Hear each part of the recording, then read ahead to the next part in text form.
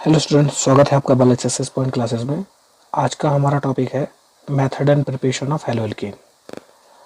तो इस वीडियो में मैं आपको एक मेथड लेके आया हूँ जो method and preparation of haloalkane में यूज़ किया जाता है, जो हमारे पास है bye the action of phosphorus halide. Phosphorus halide के एक्शन से हम क्या कर सकते हैं, हेलोएल्केन बना सकते हैं। एज वेल एज हम केमिकल प्रॉपर्टीज भी बढ़ सकते हैं किसकी, अल्कोहल की। तो अगर जो मैं ये मेथड लेके आया हूँ, ये मेथड हम हेलोएल्केन बनाने में यूज़ कर सकते हैं। एज वेल एज हम इसके अंदर प्रॉपर्टीज ऑफ अल्कोहल भी पढ़ सकते हैं। तो ये हमारे पास 12th क्लास का ऑर्गेनिक का एक कॉन्सेप्ट है। ये कॉन्सेप्ट हमारे पास दो कंडीशंस में या दो चैप्टर में काम करेगा। हेलोएल्केन में तो होगा ही होगा, एज वेल एज हमारे पास ये जो टॉपिक है हमारे पास केमिकल प्रॉपर्टीज मतलब अल्कोहल वाले चैप्टर में भी है। तो ये रिएक्शन हमारे लिए इम्पोर्टेंस हो सकती है, इम्पोर्टेंस बहुत रखती है। और ये रिएक्शन को हम बार बार करने से अच्छा है कि हम इसको एक बार में ही कंप्लीट करें। और मैं इस वीडियो में ये रिएक्शन आपको कंप्लीट करके समझाऊंगा, और हो सकता है ये आपको वीडियो थोड़ा समझ में आए। तो अगर ये वीडियो आपको समझ में आता है तो प्लीज़ लाइक और सब्सक्राइब कर दीजिएगा। तो कंटिन्यू करते हैं इस वीडियो में हम आगे। नेक्स्ट हमारे पास पॉइंट है कि हम कैसे ये फास्फोरस हैलाइड से ये रिएक्शन बना सकते हैं। क्या बना सकते हैं, हेलोएल्केन, और प्लस ये अल्कोहल से कैसे बनेगा, इस वीडियो में हम जानने की कोशिश करेंगे। तो बने रहेंगे वीडियो में आगे तक। अब हम देखेंगे इस रिएक्शन को कैसे ही कंप्लीट हो सकती है। तो मैं एक एग्जांपल लेके आया हूँ रिएक्शन का। ये जो हमारे पास एक रिएक्शन लिखी है वो ध्यान से देखेंगे। ये रिएक्शन है हमारे पास CH3CH2OH, और ये हो गया हमारे पास PCl3। तो नॉर्मली जो हमारे पास ये PCl3 है मतलब फास्फोरस, क्या है ये, फास्फोरस ट्राइहैलाइड्स। ये हमारे पास रिएक्शन किया है किसके साथ, अल्कोहल। ये एथेनॉल है, एथेनॉल पे फास्फोरस ट्राइहैलाइड की रिएक्शन की है मैंने। तो हमारे पास क्या बन गया है, ये बन गया है क्लोरोएथेन बन गया, और प्लस फास्फोरस एसिड बन गया है हमारे पास। तो ये जो फास्फोरस एसिड बना है और ये हमारे पास क्लोरोएथेन बना है, ये कैसे बना है ये मैं करके दिखाऊंगा इसमें। और प्लस आपके पास ये जो है हमारे पास ब्रोमो एल्केन बनाने की प्रोसेस, आइडो एल्केन बनाने की प्रोसेस, ये कैसे प्रिपेयर किए जाते हैं, ये हमारे पास इस रिएक्शन में कंप्लीट करने की कोशिश की जाएगी। तो पहले हम देखेंगे, सपोज हमने रिएक्शन देखी है, जैसे मेरे पास रिएक्शन लिखी है। नॉर्मली मैं रिएक्शन लिखता हूँ, जो उसने लिखा है उसमें लिखा है CH3 CH2 और OH। तो नॉर्मली मैं पहले आपको ये रिएक्शन एक शॉर्ट ट्रिक से समझाऊंगा, फिर मैं रिएक्शन की आपको मैकेनिज्म समझाऊंगा। तो शॉर्ट ट्रिक क्या है, शॉर्ट ट्रिक देखो हम ध्यान समझेंगे। जब मैंने एग्जांपल नीचे लिख ही दिया है, ये हमारे पास एथेनॉल, और एथेनॉल पे हम क्या करेंगे, एथेनॉल पे हम रिएक्शन करा देंगे PCl3 की। मतलब हमारे पास हम जब भी फास्फोरस के हैलाइड की रिएक्शन कराएंगे तो हम दो टाइप के फास्फोरस लेंगे, फास्फोरस के हैलाइड्स लेंगे। एक हम लेंगे आप PX3 टाइप के, और दूसरा हम लेंगे PX5 टाइप के। तो जो हमने पहले रिएक्शन कराई है PCl3, तो ये PCl3 हमारे पास कौन से हो गया, ये हो गया सिर्फ PX3 टाइप का हो गया। तो अब PX3 में कौन कौन से आएंगे हमारे पास, देखें हमारे पास आ सकते हैं PX3 में हमारे पास आते हैं। मैं एक तरफ PX3 लिखता हूँ और बता देता हूँ कौन कौन से होते हैं। PX3 में हमारे पास आएगा PCl3, फिर हमारे पास आएगा PBr3, और फिर हमारे पास आएगा PI3। ये मतलब हमारे पास हमने क्या लिया, हमने Cl लिया, क्लोरो ग्रुप, एक ब्रोमो लिया और एक आइडो ग्रुप लिया। हम तीनों को कंबाइन करके हमने जोड़ दिया है। और कंबाइन करके जब जोड़ा है, तो जब कंबाइन करने के जोड़ने के बाद हमारे पास क्या हो गया, PCl3 और PBr3 और PI3 बन गया है।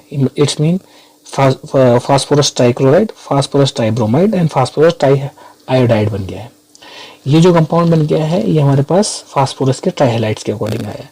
अब यही हम क्या करते हैं, ये हमारे पास फास्फोरस की अगर हम ले PCl5, तो हमने PX5 ले, तो उसमें क्या क्या आएंगे हमारे पास, उसमें हमारे पास होता है PCl5, फिर हमारे पास होता है PBr5, फिर हमारे पास होता है PI5। ठीक, इट्स मीन हमारे पास कितने आ गए, ये हमारे पास आ गए हैं 5 टाइप। अब जो हमारे पास ये आए हैं टोटल, जिसमें से जो PCl3 हुआ और PCl5 हुआ, ये हमारे पास नॉर्मली रूम टेम्परेचर में हमारे पास स्टेबल, ज़्यादा स्टेबल होते हैं, ये नॉर्मली हमें रूम लैब के अंदर मिल जाते हैं। बट हमारे पास PBr3, PI3, PBr5 और PI5 ये नहीं मिलते हैं लैब के अंदर। तो ये कैसे बनाए जाते हैं, ये देखो इसमें लिखा है are prepared by the action of PBr3 and PBr5 respective in alcohol as PBr3 and PBr3 या PI3 are not very stable, ये स्टेबल नहीं होते। They are prepared by the action of red phosphorus, ये क्या बनाए जाते हैं, red phosphorus की रिएक्शन से बनाए जाते हैं। किस पे, ब्रोमीन की रिएक्शन या आयोडीन की रिएक्शन करा दी जाए रेड फास्फोरस पे, तो ये बन जाते हैं। तो अब ये नॉर्मली रिएक्शन ये क्या करते हैं, नॉर्मली रिएक्शन ये करते हैं कि भाई जब हम PCl3 का सपोज मैंने एग्जांपल में ले लिया, पहला एग्जांपल में PCl3 की रिएक्शन कराई, तो शॉर्ट पे क्या हुआ, शॉर्ट पे ये हुआ कि इसमें से जितने ही इसमें हमारे पास हैलाइड ग्रुप है, मतलब जितने ही Cl हमारे पास X ग्रुप है, उतने ही हमने क्या ले लिए, अल्कोहल ले लिए। और अल्कोहल निकालने के बाद OH और P इनको निकाल दिया, रिमूव कर दिया और Cl को अटैच कर दिया। अब वो कैसे, अब इस कंडीशन में हम ध्यान देखेंगे, हाइड्रोजन कितने होंगे, हाइड्रोजन हमारे पास 3 है, ऑक्सीजन कितने होंगे, वो भी 3 है, मगर फास्फोरस कितने हैं, वो 1 है। तो इट्स मीन जो हमारे पास बना वो है हमारे पास H3PO3। It's mean 3 oxygen 3 hydrogen, क्योंकि इसके आगे मॉलिक्यूल 3 हो गए इसलिए ऑक्सीजन भी 3 हो गया और हाइड्रोजन भी 3 हो गया। तो हमारे पास बनके क्या बना, H3PO3। और जो बचा क्या, वो बचा था हमारे पास, अब जो बचेगा वो बना है हमारे पास CH3 CH2, ये कितना हो गया, होल थ्राइस, थ्राइस लगा है तो अब 3 Cl भी कितने थे, 3 है, तो तीनों मिलके जुड़ गए। तो इसका मीन ये बन गया हमारे पास वही कंपाउंड जो हमसे पूछा गया था। ध्यान से देखें ऊपर क्या लिखा था, वो लिखा CH3 CH2 Cl, यही लिखा है और वही नीचे बन गया है, और प्लस हमारे पास फास्फोरस एसिड में निकल गया है। तो ये तो हमारे पास हो गई है शॉर्ट ट्रिक। इसको कैसे शॉर्ट ट्रिक हो गई है, ये शॉर्ट ट्रिक से हमारे पास आंसर निकल गया है। प्लस अब हम इसके बाद इसकी जानने की कोशिश करेंगे ये कैसे इसकी मैकेनिज्म कंप्लीट होती है, आंसर क्यों बना और क्यों इसके लिए रिस्पॉन्सिबल है। हाँ, अब ये कैसे रिएक्शन हुई, इसकी मैकेनिज्म क्या है, आगे हम इस वीडियो में यही मैकेनिज्म जानने की कोशिश करेंगे। अब हमारे पास है इसकी मैकेनिज्म करने के लिए हम सबसे पहले एक एग्जांपल लेंगे जो हमने पीछे किया था, और वही एग्जांपल को हम आगे मैकेनिज्म के फॉर्म में दिखाएंगे। तो देखें कैसे, सपोज हमने क्या है एग्जांपल लेंगे, जैसे हमने क्या करा था, हमने लिया था CH3 CH2 और OH, ये मैंने एथेनॉल लिया था। एथेनॉल के बाद हमने रिएक्शन कराई किसकी, हमने रिएक्शन करा दी PCl3 की। तो आप PCl3 को मैं ऐसे लिख देता हूँ, देखिए PCl3, मैंने इसको PCl3 को इसलिए लिया क्योंकि PCl3 जो होता है नॉर्मली हमारे पास फास्फोरस जो होता है, फास्फोरस के हमारे पास वैलेंस इलेक्ट्रॉन कितने होते हैं, हमारे पास वैलेंस इलेक्ट्रॉन होते हैं 5। तो इसमें क्या हुआ, 3 तो बॉन्ड बनाने में चले गए, इसका मतलब इसके पास अभी 2 इलेक्ट्रॉन बचे होंगे, एक लोन पेयर है इसके पास में, बिल्कुल ऐसे ही जैसे NH3 होता है। अब हमारे पास जब लोन पेयर बचे हैं, अब एक इधर भी बात करते हैं, ये भी एक लोन पेयर वाला है, इसके पास भी 2 लोन पेयर होते हैं, ऑक्सीजन पे यहाँ 2 लोन पेयर है। तो होना क्या होता है, जब क्लोरीन हमारे पास जुड़ा है इसके साथ में, तो क्लोरीन पे स्लाइटली निगेटिव चार्ज होगा तीनों पे, जब स्लाइटली निगेटिव चार्ज होगा तो इस फास्फोरस पे क्या होगा, स्लाइटली पॉजिटिव चार्ज होगा। ठीक है, अब जो ये पॉजिटिव चार्ज होगा वो निगेटिव को ढूंढेगा। तो निगेटिव क्या है हमारे पास, निगेटिव हमारे पास है ऑक्सीजन, उसने ऑक्सीजन को ढूंढा स्ट्रॉन्ग बॉन्ड बनाने के लिए। अब जो बॉन्ड बनाने के स्ट्रॉन्ग बॉन्ड ढूंढा तो इसने ऑक्सीजन ने अपने जो पेयर है इलेक्ट्रॉन पेयर वो उसको डोनेट कर दिया फास्फोरस को, जिसकी वजह से इनके बीच में एक बॉन्ड बन गया। अब जब ये बॉन्ड बना तो क्या हो गया, ये हो गया हमारे पास CH3, ये हो गया हमारे पास CH2 और ये हो गया O और नीचे हो गया H। अब जो लोन पेयर गए, लोन पेयर ये वाले, ये लोन पेयर जाके मिल करके फास्फोरस के साथ बॉन्ड बन गया, ये हो गया Cl एंड Cl, एक बॉन्ड बन तैयार हो गया। अब जो बॉन्ड बना है उस पे क्या है, वो कौन सा चार्ज वाला है, वो नेगेटिव चार्ज वाला है। अब ऑक्सीजन क्या करेगा, वो हमारे पास नेगेटिवली चार्ज आएगा। कैसे, देखें यहाँ पर क्या है, क्लोरीन पे नेगेटिव था, फास्फोरस पे पॉजिटिव था, यहाँ ऑक्सीजन पे कितना होगा, सिंपल सी नेगेटिव चार्ज होगा। तो इसका मतलब इस कार्बन पे क्या होगा, इस कार्बन पे पॉजिटिव चार्ज होगा। अब होना क्या है, जब नेगेटिव चार्ज होगा तो अब ये वाला जो बॉन्ड है वो इस PCl के साथ वाले बॉन्ड से ज़्यादा स्ट्रॉन्गर नहीं होगा, ये वाला बॉन्ड ज़्यादा स्ट्रॉन्गर होगा, ये वाला बॉन्ड कम स्ट्रॉन्ग हो रहा है। इसकी वजह से ये बॉन्ड ब्रेक होना स्टार्ट हो जाएगा, क्योंकि वो एक लिविंग ग्रुप है।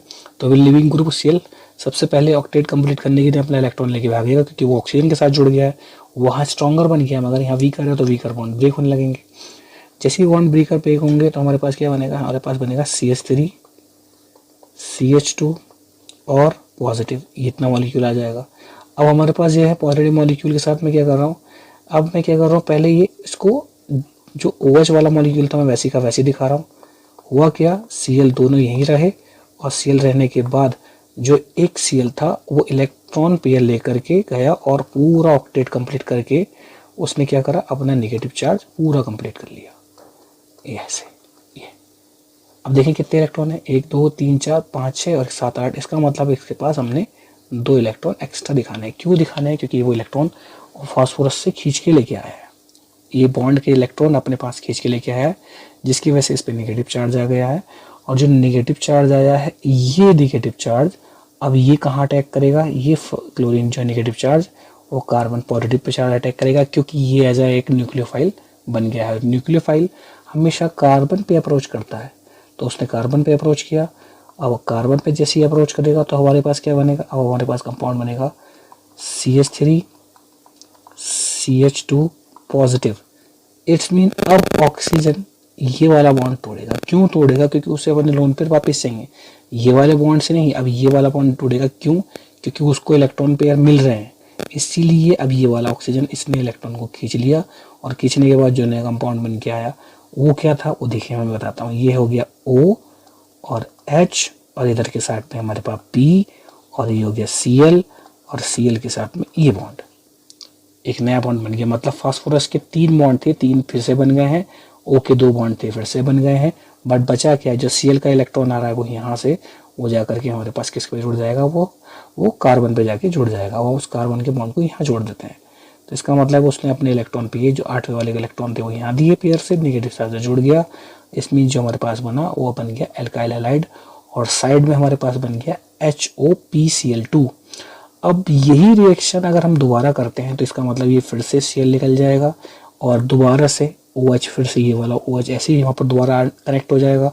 फिर अगर हम अगली बार फिर करते हैं, 3 टाइम करनी होगी रिएक्शन, क्योंकि वहाँ पर कितने मॉलिक्यूल लिए जाएंगे अल्कोहल के, 3 मॉलिक्यूल। अब जब 3 मॉलिक्यूल लोगे आप, तो इसका मतलब ये मॉलिक्यूल कितने होंगे, ये 3 टाइम आएंगे। तो Cl भी कितने आएंगे, बाकी 2 भी निकल जाएंगे, क्योंकि आपने एक Cl तो निकाल दिया है। तो अब ये दोनों Cl निकल जाएंगे, ये भी निकल जाएगा। इसकी जगह क्या आ जाएगा, इसकी जगह OH ग्रुप आ जाएगा। इट्स मीन आपके पास जो बनेगा वो होगा OH P OH और OH। ये है आपका H3PO4। H3PO4 जो है हमारे पास H3PO3, इट्स मीन H3PO3 है, जिसे हम फास्फोरस एसिड बोलते हैं। और जो हमारे पास ये मॉलिक्यूल आएंगे वो भी कितने होंगे एल्काइल हैलाइड के, वो भी हमारे पास 3 मॉलिक्यूल होंगे। इसको हम बोलेंगे क्लोरोएथेन। आई होप आपको ये वीडियो समझ में आई होगी, मैकेनिज्म समझ में आई होगी। अगर ये मैकेनिज्म आपको अभी भी समझ में नहीं आती है तो मुझसे कमेंट करके पूछ सकते हैं। और अगर ये कंप्लीट आपको अच्छी भी लगी है तो लाइक एंड सब्सक्राइब कर दीजिएगा। Thank you.